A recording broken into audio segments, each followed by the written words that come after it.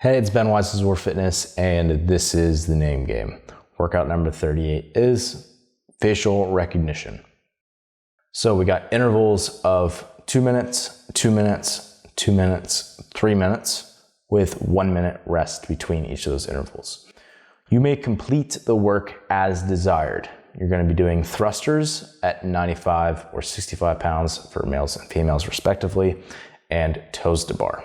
And your score is going to be your total accumulated reps in both movements combined. Movement standards, the thruster. In the squat, you have to have your hip crease below your knee. And as you lock out overhead, you have to have, again, locked out, like elbows completely straight, but also in line with your body, so you can't push the bar out in front of you. That's the thruster and the toes to bar. First thing is that your feet gotta stay or break the plane of the bar going behind the bar with the initiation of each rep, and then both feet have to touch the bar at the same time at the top of each rep. All right, setup. I actually want everyone to put a tape line on the ground. The tape line on the ground is gonna be 8 feet from your pull-up bar. So again, underneath your pull-up bar, you'll measure 8 feet from there, and that is where you're gonna put your line. Your barbell needs to stay behind that line the entire time. At any point, if that rolls past that line, you need to bring it back beyond that line to be able to actually start and to be able to continue to accumulate reps after that. So it's no different than 21.3 was for the Open this year. Seems like CrossFit's moving that direction just for safety and consistency, and I think that's perfectly fine, but we need to start practicing that a little bit more. So again, 8 feet from the pull-up bar to your barbell. You can just chalk it, tape it, whatever you want to do. Just put a line on the floor. And again, your barbell's got to stay behind that line. Besides that, you can actually start anywhere you want at the beginning of each interval. So you could start underneath your pull-up bar. You could start with your barbell. Obviously, you can't start holding it or touching it. But yeah, you can start in terms of the floor plan anywhere you want. And now that might change depending how you're feeling, because again, you can accumulate this work however you want. So you might start on thrusters, you might start on toes to bar. And we're kind of seeing this a little bit more often, this choose your own adventure type workout where 20.5 was this, where it was 40 ring muscle ups, 80 wall balls, 120 calorie row. I might have gotten the row and wall ball mixed up. Anyway, it was the same idea where you get to accumulate the reps however you kind of want to, and you can break it up as you see fit. And that's exactly what I'm doing here. And CrossFit also, for whatever reason, really likes this 2-2-2-3 type interval. We've seen this now twice at the games, which I think it's kind of a cool format, to be honest. And I would like to see more intervals and workouts like this. So that's where this sort of came from. So I'm gonna pretend like this workout was announced to me rather than I wrote it and I'm giving it to you, because if this comes out in an open type setting, I'm gonna strategize and say, okay, if you're this type of person, you might wanna break it up this sort of way. If you're this type of person, you might wanna attack it this way, etc. Just so you know, there are other options out there that you could do. Feel free to do them if you see that more fit than what I'm telling you to do. So there's really 2 considerations that I would think about, again, if I'm your coach telling you how to attack this workout. Number 1 is going to be, or a workout similar to this, number 1 is going to be cycle speed of these different movements. So for example, if this was double unders as one movement and a burpee, dumbbell, box step over as another movement, one of those movements takes a half a second, another one of those movements takes 6 seconds. So obviously I would just be like, hey, do double unders until you can't do any double unders anymore, and then just rest and do some more double unders, because that's how you're gonna get your best score. With these 2 movements, they're very similar in terms of cycle speed. So thrusters, provided you're not having a crazy long pause overhead, and you're moving through reps pretty consistently, it might be anywhere between 1.6 and 1.8 seconds per rep. For a toes to bar, depending if you're doing a scoop versus a hinge type movement, the scoop tends to be a little bit quicker, but either way, I would say 1.5 seconds to maybe 1.6 seconds is gonna be really typical. So these are within 0.2 seconds of one another. So cycle speed is really almost negligible. I wouldn't really think about that as a factor. More so, I would think about which one of these 2 movements gets me more tired and which one of these 2 movements is more sustainable for me, right? And those 2 aren't necessarily the same thing. So Yeah, so it really comes down to like your energy expenditure, which is the other consideration here. So thinking about the rest that you're going to be required to do maybe in between sets, but also transition time between those two movements. So the goal, as always, is to maximize the amount of time that you're actually doing work, right? Because if it's gonna take 1.5 to 1.8 seconds a rep across the board, regardless of what you're doing, the goal is to just be doing work more often and you're gonna accumulate more reps, right? So the people who are elite aren't gonna necessarily be moving quicker, they're just gonna rest less than everybody else.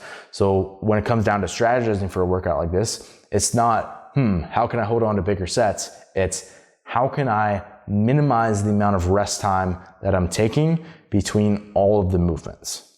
So for a lot of people, it's actually coming down to, I'm gonna have these smaller, more manageable sets, and I'm really gonna be diligent about the amount of rest time I have between those sets. Yeah, so we can think about, again, it's 2, 4, 6 minutes of work, and then it'll go into 9 minutes of work.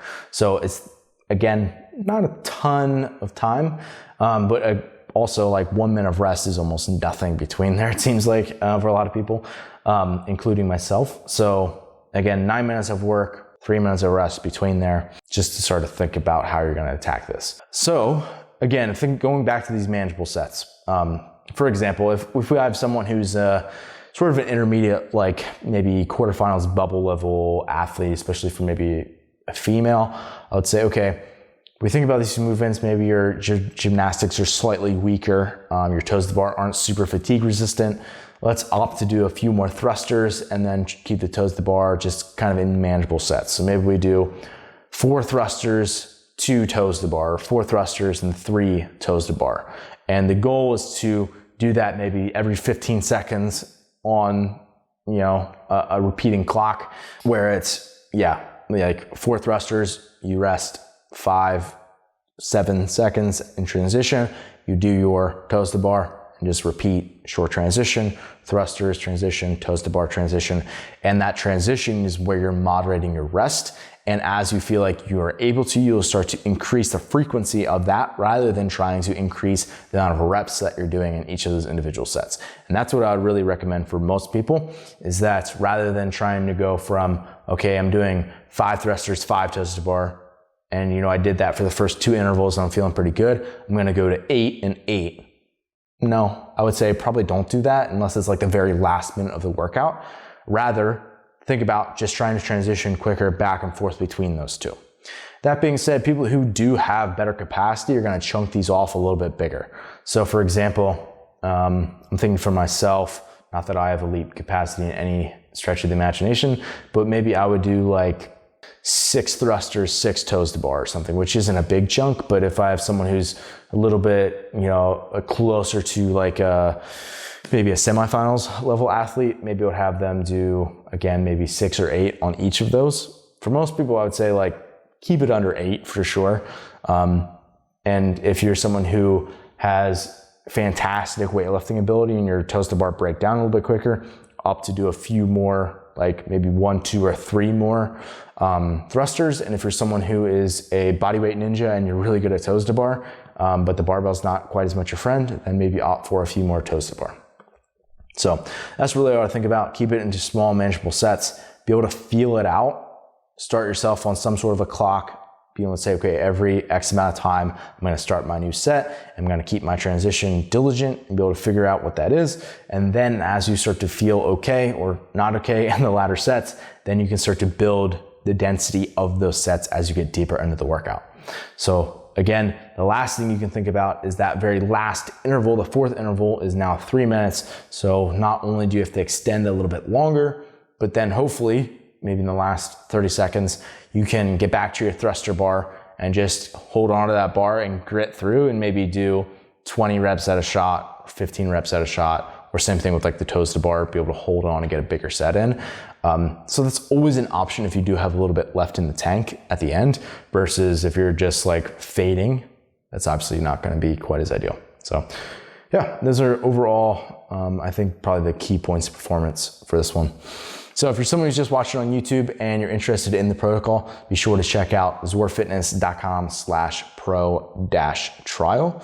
And you get a free week of Pro, which will include not only the protocol, but also the Vault, which is every program that I've written, including ebooks. And then also you'll get access to Pro articles where I go in depth on a bunch of different topics on things that are pretty cool and that I kind of safeguard from the public and keep for my athletes. So if that's something you're into, be sure to check it out. For everybody else, best of luck on facial recognition.